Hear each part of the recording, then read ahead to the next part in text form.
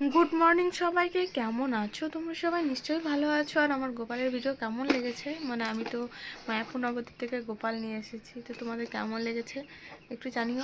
আর আর আমি মানে উঠেই কিন্তু গোপালকেই আগে দর্শন করলাম। মানে কি বলতো, ঘুম থেকে উঠে কিন্তু ওর মুখটাই আগে দেখতে পাবো, তো সেভাবেই রাখা হয়েছে। এমনকি যদি আয়না দিকে তাকানো যায়, তোমরা আয়না দিকেও দেখতে পাওয়া যাবে। তো যাই হোক, খুব একটা ভালো আমার অনেক ভালো লাগে। আর তোমাদেরকেও দেখা, এই দেখো আমার গোপাল। ওকে সেরকম কিছু করা হয়নি, জাস্ট ওকে গয়নাগুলো আমি পরিয়েছি, মাথার মুকুটটা, গলার হারটা আমি পরিয়েছি। কাল গেছিলাম দশকর্মা ভাণ্ডারে, তো ওর জন্য কয়েকটা জিনিস নেওয়া হয়েছে। আর এখানে থালার গ্লাস নেওয়া হয়েছে, কিন্তু ওকে এখনো জল মিষ্টি কিছু দেওয়া হয়নি, কারণ সমস্তটা ক্লিয়ারলি গুছিয়ে নেব, তারপর ওকে দেব খাওয়া দাওয়ার। কারণ কি বলতো, এই যে জিনিসপত্রগুলো পড়ে আছে, এগুলো এখন আমাকে গোটাবাটা করতে হবে। খাবার রাখার জন্য জায়গা করে রাখতে হবে, ওর জন্য আলাদা করে সমস্ত কিছু। তো আমি যেমন পারবো, যেভাবে পারবো সেভাবে ওকে রাখার চেষ্টা করব। তো আমি আমার মতো করে আমি রাখার চেষ্টা করব। তো যাই হোক, এই যে সকালেই দর্শন করে নিলাম, তোমরাও করে নাও একটু দর্শন আমার গোপু সোনাকে। তো যাই হোক, তো চলো এখন বসেছিলাম, তো এখন যাই ব্রাশ টাশ করি, আর তারপর চাটা তো খেতেই হবে। তো সমস্ত কিছু তোমরা জানতে পারবে, মানে জানতে বলতে দেখতে পাবে গোপালের জন্য কি করছি না করছি। এখন যাই হোক, আমার ঘরে গোপাল এসেছে, তো চলো।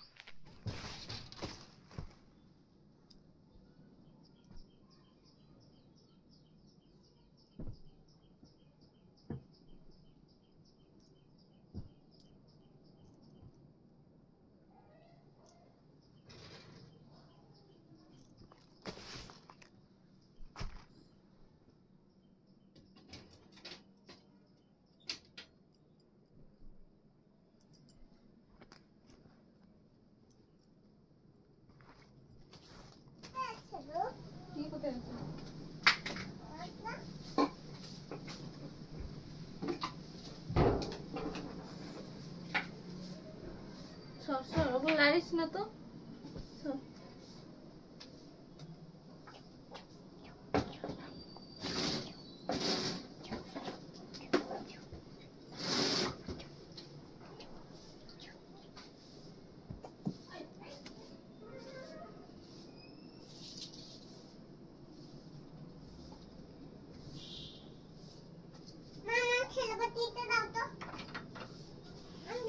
খেলাবাতি তো দিয়েছি তোকে।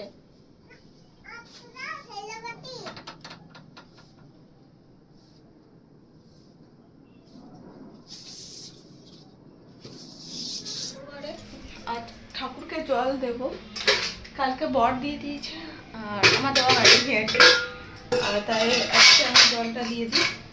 মা রান্না বান্না করছে, তারপর আমি হেল্প করে দেবো।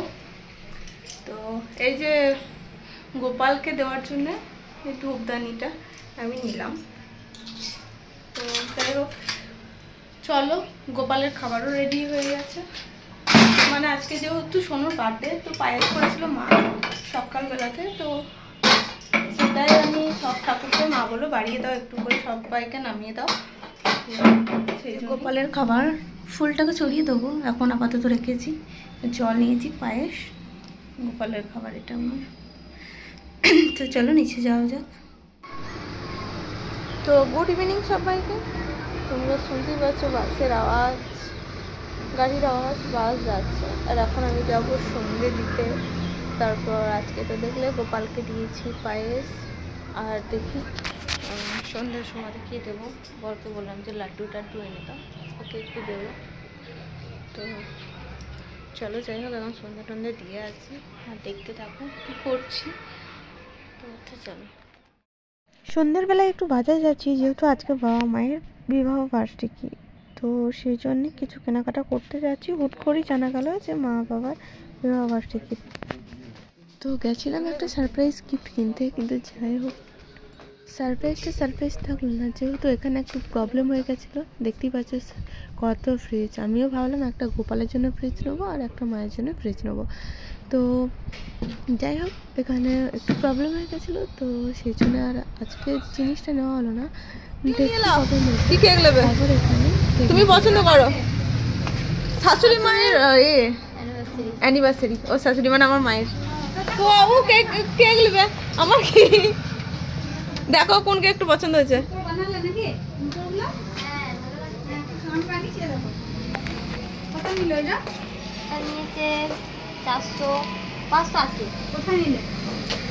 ঋষি জুয়েলার্স। ওটা কত দাম নিয়েছে? কত নিল?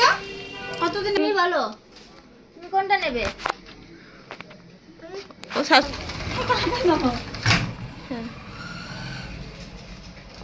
দারুণ লাগে। তুমি এখানে দাঁড়াও। লা লা তাকা তোমার বিবাহ বার্ষিকী কততম বলো? আমি কততম জানি না। 25 বছর। 25 বছর? এ পালা বছরের লয়। কোথাও সুদা তো বাবা। তোমার বয়স কত হলো বলো দিদি? আমার বয়স জানি না আমি। হ্যাঁ? এটা তোমার পছন্দ হয়েছে? দারুণ হ্যাপি বার্থডে। বলো দিদা পড়ো। পড়ো। এই গেঞ্জি একটু পরিচয় ফালতু বানালি। হ্যাঁ। তুমি আবার পড়ো। এখন হোক তারপরে যাবে না। Birthday to you. সবাই মিলে কেমন লাগছে একটু বলুন। কেমন লাগছে বলুন। হ্যাপি হয়ে গেছি। আমি হ্যাপি হয়ে গেছি। ছোট্ট করে একটু সেলিব্রেট করা হয়েছিল।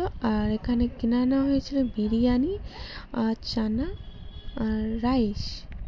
তো যাই হোক এই খাবারগুলো এখন সার্ভ করবে ভাই, মানে ও সবাইকে দিয়ে ঠেয়ে নেবে। আর পরের জন্য একটা বিরিয়ানি আছে, সেটা নিয়ে চলে যাবো বাড়ি। তো যাই হোক রাইসটা কিন্তু হেভি করেছিল, মানে দারুণ করেছিল। চানাটাও সেই লেভেলের করেছিল, খেতে খুব ভালো লাগছিল।